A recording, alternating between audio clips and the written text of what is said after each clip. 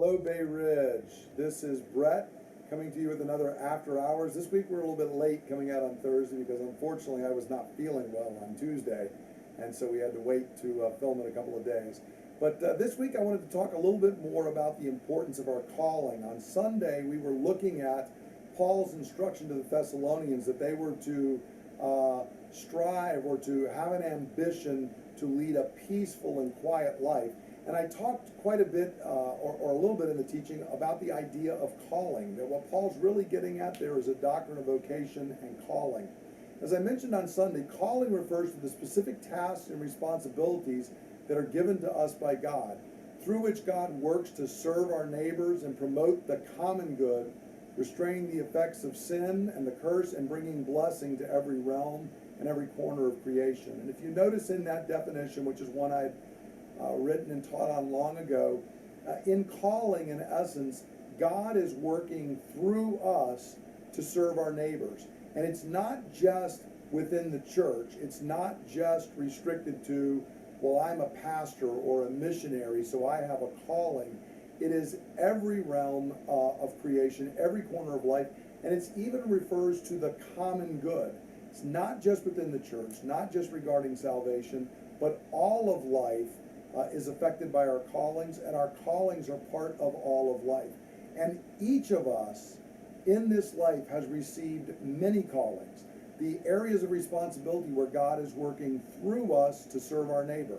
And it's important to understand, Martin Luther was the one who really spoke of it in that way, that oftentimes we think of calling as the way that I serve God by serving my neighbor. And there's truth in that.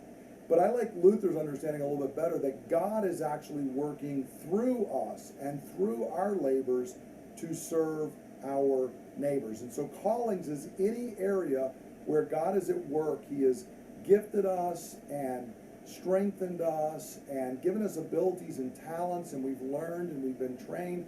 And as we are serving other people in that realm, God is working through us to serve them. This was a major part of the Reformation. This year we're talking about the 500th anniversary of the Reformation. I've mentioned it a number of times. Talking about a church history class, we're going to have a major series on it this fall. And one of the great things that happened in the Reformation was the recovery of the doctrine of vocation and calling. Very often in the medieval church it had been reduced down to, if you were a priest or a monk or a nun, you had a calling.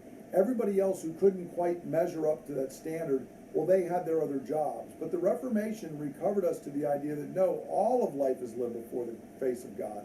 All of life is to be lived to the glory of God. And no matter what your job, be it missionary, pastor, whether you are a housewife, whether you are a doctor, a lawyer, a politician, a construction worker, a business owner, whatever your task might be, an artist, all of those are ways that we are serving the common good, and God is actually working to serve others through all of us and through our labors, and that all of life, in fact, matters to God. So that means for you and I, working hard at our various callings is really, really important. What you do on Monday, Tuesday, Wednesday, Thursday, Friday, and Saturday matters to God. It is not just that we are trying to get through that to get back to Sunday. It's not even that, well, I'm at work and the way I serve God is trying to share the gospel with my coworkers. That's great if you get to share the gospel with your coworkers. I would encourage that. But you're also serving God if you're keeping the books for your company, if you are building a garage for someone, if you are a mom changing diapers, if you are a musician playing music that gives people joy. All of those, whether we're directly mentioning Jesus or not, are part of our calling and part of us serving God and working towards the common good. So I just want to encourage you this week, what you do matters to God. Never doubt that. Don't get discouraged. Sometimes the reason Paul's telling us to make it our ambition to live that quiet life is we can forget that. We can get bogged down. Life can seem so ordinary, but it is in the ordinary day-to-day tasks, the mundane things, that God is at work serving our family, our neighbors, the ones we care for. If you'd like to study a little bit more about this, I want to mention 3 resources. First, if you go to the church website, and we'll have the address linked to this video, there was an entire series on calling and vocation that we named Called. It was taught during 2012, and for about 10 or 12 weeks, we went over this whole topic to go in depth. There are also two great books I would recommend. There is the book Work Matters, Connecting Sunday Worship to Monday Work by Tom Nelson. It's specifically about paid vocation work and how we fulfill our callings and why that's important to God.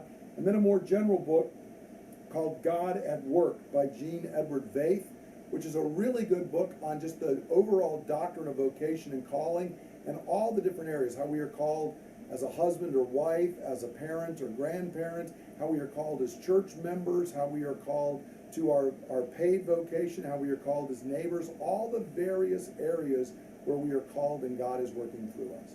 I hope it's an encouragement to you to understand that God does know you, He walks with you, and He wants to work through you. I pray that you have a blessed week as you allow God to serve others through you. I'll see you on Sunday or at the Rich Kids Camp. God bless.